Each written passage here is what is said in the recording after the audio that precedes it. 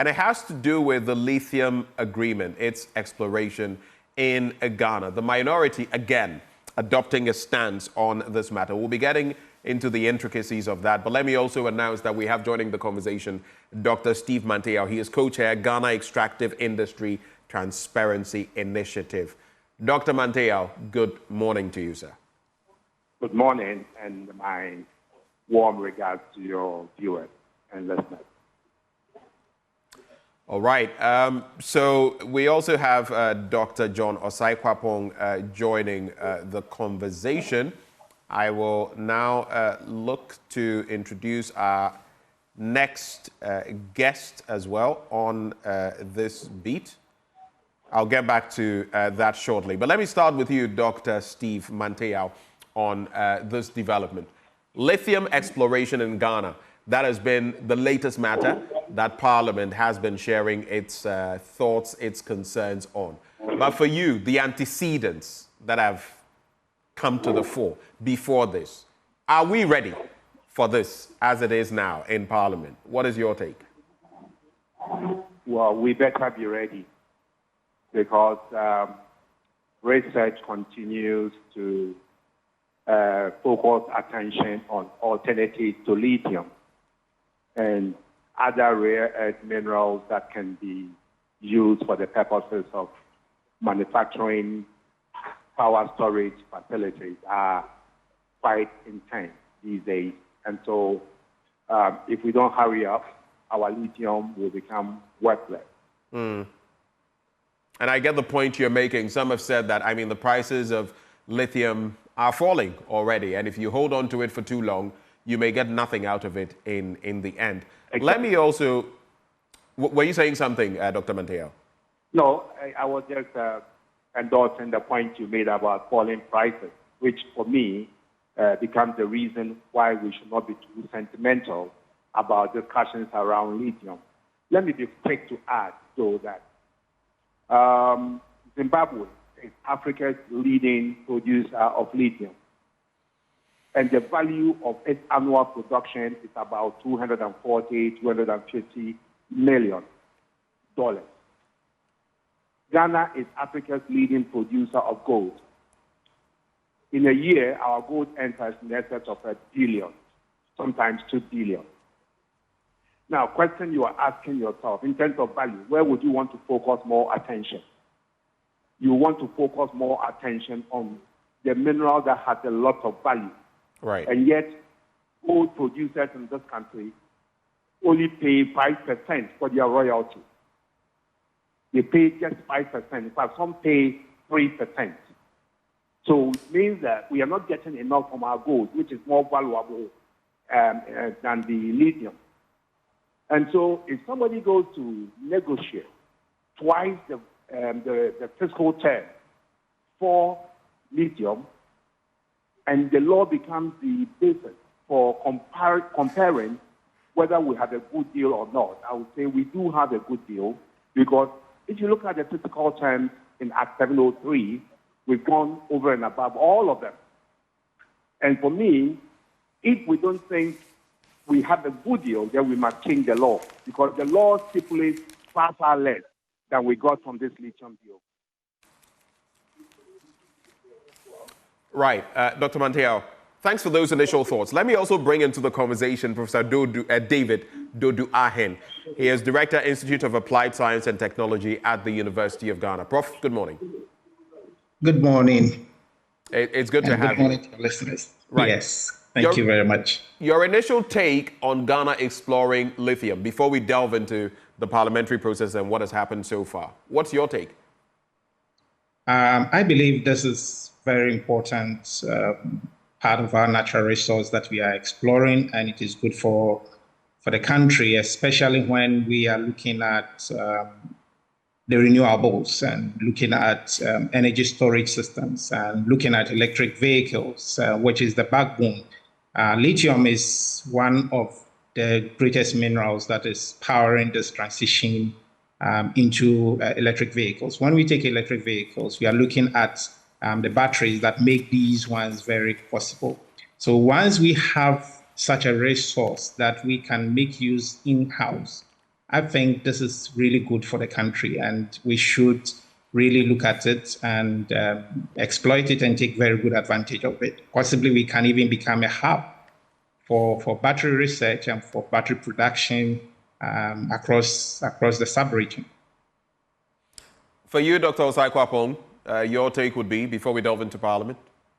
Yes. So again, I think every country should explore and maximize, use of its, resource endowment. And so if lithium can be put to the overall benefit of Ghana, and if it would help us move the development needle forward, then sure. But again, it always boils down, for me, it always boils down to, it's not a question of whether you have or do not have the resource. It's the policies and the practices and the choices that you make around these resources that ultimately would be beneficial to your country or not. Let me come back to Dr. Steve Manteyao. Then you go to Parliament and you have the wranglings that we have seen. The minority has sort of they've issued a pirouette of sorts. They've turned around in a way, now saying that, listen, even the committee to examine this must be looked at. And some suggest that they may be pussyfooting on moving forward with this deal. What do you make of the positioning of the minority on this matter? Well, I think it's important to point out that Parliament is within its right to scrutinize the documents before the House, and it must not be stampeded. The minority are within their right to raise questions and concerns and to look at the best way to proceed with the transaction. So I have no qualms about parliamentary processes and the debate ongoing in Parliament around the deal. I think it tells me that at least Parliament is not acting like a rubber stamp. So if there are concerns, let's raise them. But let us not be too sentimental about the negotiated terms of the contract. I think it's not even gone into the terms. And so it's just the procedural issues they are addressing at this moment. I think it's within its right at the House to do that. Now, those procedural issues, if I may just take a bit of them, you would see the Minority Chief Whip, Governs Kwame Agboja, talk about the fact that they are going to make the necessary references. They would not be rushed. They don't want to be railroaded by the majority. And he says, for example, Mr. Speaker, and I'm quoting him here, there is nothing in our standing orders today that will stop us from allowing them to leave. But be assured, you will not be allowed to control anybody to lay a legitimate agreement for anyone to go and mine in a reserved forest. Even if you give us 10 trillion, we don't care. You will be forced to do the right thing and make sure the environment is protected, not for you and I only, or better still, you and me only, but for the future generations yet unborn. So we are not going to stand in the way of laying it, but the committee that this will be referred to, Mr. Speaker, we are just about to approve the new committee under the new standing order.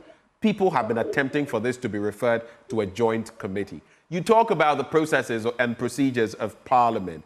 Does this sit right with you, the point that is being made, especially considering the ravages of Galamsey and what they are pointing to here, mining in reserved forests?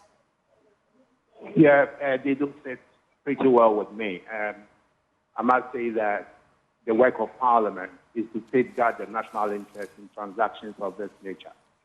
And so all the issues they raise in terms of environmental protection, picking the best value for Ghana and all that, I think things that resonate pretty well with me. I've always made a point that, look, we are having to explore and exploit for lithium and other critical minerals because of energy transition, which has been brought on by climate change. But this fact in itself runs counterproductive to the fight against climate change because, look, the search for renewable minerals will lead to intensification of mining. Look at Mankasim, a place that prior to this discovery had never been known to mining. Is now going to be opened up, and all the topsoil taken up in order to extract the lithium.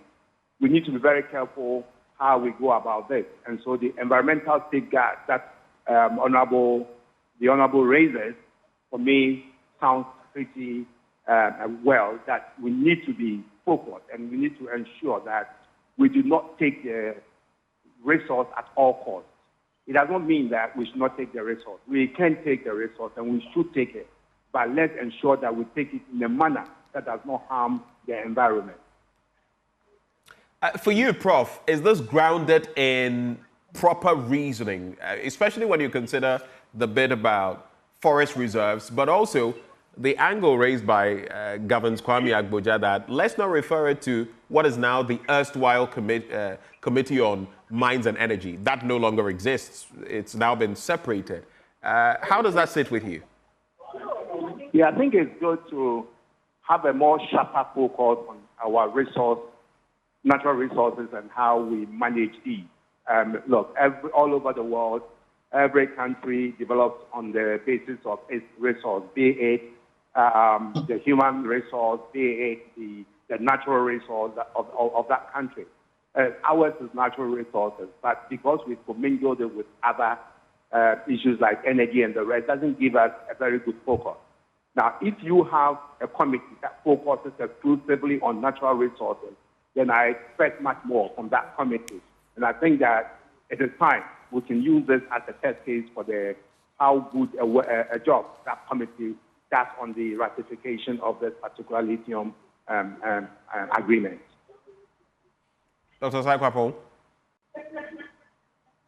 Yes, so as Dr. Mantiel said, Parliament is within its rights to scrutinize such agreements. I believe that the process and the scrutiny that comes with the process is just to ensure that whatever deal or whatever agreement is being made ultimately will serve the best interest of the country.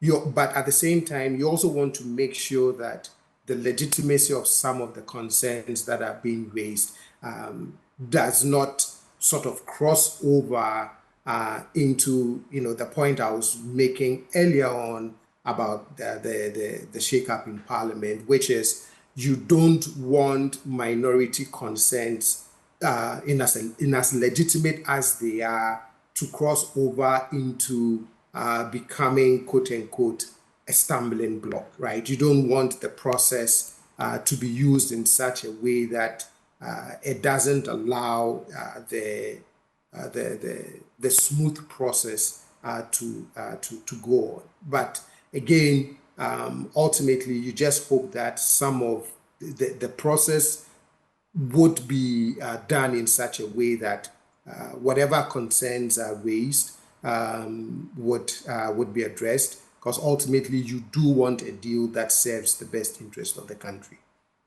You do want a deal that serves the best interest of the country. But staying with you, Dr. Osai-Kwapong, how then do we ensure, because we've seen a bit of a trend, right? How do we ensure the opposition does not use these new changes to obstruct government business for political gain? And that's a question I'll pose to all three of you, because we know how the politics is played in our country. How then do we ensure that the minority is just looking at our interests, the national interests, rather than maybe political interests, because it is the season of politics? Yeah, I think one of the things that the minority would have to keep an eye out for is public sentiment. So I believe that the public does appreciate or will appreciate this greater oversight and this greater scrutiny. But I also believe that there is a point at which the public can also recognize political gridlock and can recognize extreme partisanship. And that constant feedback from the side of citizens and the minority being sensitive to that, hopefully would ensure that these new changes doesn't become, an impediment, but rather something that facilitates and improves the way Parliament does business. The other point that I would add is hopefully both the minority and the majority, right, aside their partisan differences, would begin to recognize that there are some things that it is Ghana and Ghana's interest and serving the citizens that is at stake. And that then guides the building of consensus on important matters. Yes, parliamentary politics is such that parties would always want to score some political dividends over either support for legislation or opposition to a given legislation. But hopefully you can build the political culture to a point where on critical matters of national development, the guiding principle will always be what is in the best interest of the country, what is in the best interest of its citizens. And I think if we can do that, then the prospects will be bright as we see work being done in Parliament. Let me come to you, Professor Dodu. When you look at all of these dynamics and the power play, as some put it, but Dr. Manteyao says, listen, they must go through the rigorous processes to ensure safeguards as well for our natural resources, for our flora and fauna. Your take on that is? Well, I believe this is very important to the nation. I don't think either side are technically opposing the bill and opposing the need to extract. What I believe is that this back and forth will give us opportunity to dialogue more, to give us opportunity to rethink through carefully so that we come up with a well-tightened agreement. And I believe that both sides will see the benefit in having this deal come to the country in the best interest of us. For instance, in the core of this is capacity building that we need to even consider. So, which I hope that during those discussions with experts and broader consultations that will be done, these will be taken care of so that we have the real benefits. For instance, if we are thinking about the capacity, the skilled labor to even go into the field of the mining of this resource, this is a special type of mineral that requires special type of extraction procedures. Even if we are going to use it for the benefit of the country in terms of the battery production, we even have the needed capacity to be able to do that. There's the skilled labor to do this, which I believe that we should also look at it from this perspective. I don't believe strongly that either parties will hijack for technically political score, gaining political points, but the national interest here should be one of our focal points. I believe, and I always say that the resource will not be the only benefit that we are going to get out of it. We might get some benefit out of it, but what do we actually get as a country? How do the citizenry benefit from this resource? Even if we're talking about the royalties or the percentages that are going to come, which we've had all those discussions going on, what percentage of that can go into, say, research, into the mining techniques, into empowering the people that are going to be in this sector and empowering the people that are going to work within the community? I like the angle that Dr. Mantea was talking about. What are the sustainability principles that are going to be put in place? How do we ensure that the environment is not adversely affected whilst we extract all these minerals? And the policies that have been associated with it in terms of whether this mineral will be extracted and everything leaving our country, which is a critical thing that we have to also think about, looking at what has already happened in the past. Are we extracting and taking the benefits of the country? Are we doing the beneficiation here? How are people going to benefit? I think that these are things that could go into such discussions and look at the national interest. And I believe strongly this will definitely be beneficial if we negotiate very well. We are well guided on the agreement to have the most out of it, especially for our country. We should look at it in a long-term manner, not in the short term that what are we going to benefit what percentage are we getting out of it, but what is the future? What is the long-term plan that we put in place? I'm from academia, so I will be a little bit biased on the part that can go into this research, that can support these activities and support the bill so that we can all have the benefits of it. But I believe strongly that it is a good thing that we have to look at it holistically, including other minerals that we are going to even get out of it. It's only lithium that is just a small percentage of what will be mined. There are other components that we are not even talking about, which I believe that maybe when the discussions go on in Parliament and there are more scrutiny, we can look at the different values of, say, the feldspar, the kaolin, and all those aspects. If you're looking at just about 1.2%, that is the lithium oxide that you're going to get, and looking at that, that is not much. But what are the other components that are there that we can benefit from it as a country? So I think that holistically, this is good for the country, and we have to look at it in the best interest of the country, either sides. Gentlemen, in a minute each, what would be your expectations going forward? Yes, we must cut the right deals. We must negotiate properly. We must ensure that we are getting the most out of this for our country. But there are also timelines when, in the dying embers of the 8th Parliament, Dr. Steve Manteyao, and to the rest of you, how quickly should this be done, and how rigorous should the process be?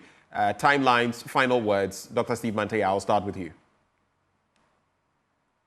This actual is not a deal, really. It's an agreement has come to Parliament at, let's say, at the wrong time. This is an election season, and politicians are looking for money to finance their campaign. And so this deal, I'm 100% sure, will be passed and will pass quickly at a great cost to the company. And the attention may not go so much into the content as to whether we have a good deal or not, or whether the environmental and sustainability safeguards are added or not. We've seen this time and again where agreements of this nature come to Parliament a bit late, and the rush in which work is done. I mean, it goes through the processes of approval. And so on this occasion, given that we are in a political season, my belief is that it will be passed, but it will come at a cost to the company. Thank you, Dr. Steve Manteyao. Let me take your concluding thoughts. Dr. John Osai-Kwapong. As they say, I mean, if it must be done, then it must be done well, and it must be done right. And so hopefully the concerns that Dr. Manteyao raises about it being rushed, that may be with, with concerns raised from, the public, those in the civil society space. Hopefully it may get Parliament to be a little sensitive to that public sentiment, and hopefully, tame their desire to rush through this. Because again, you want to do it well and you want to do it right. All right, and I'll wrap with you, Prof. Final words. Well, I believe that it should be looked at carefully, even if we do it much quicker.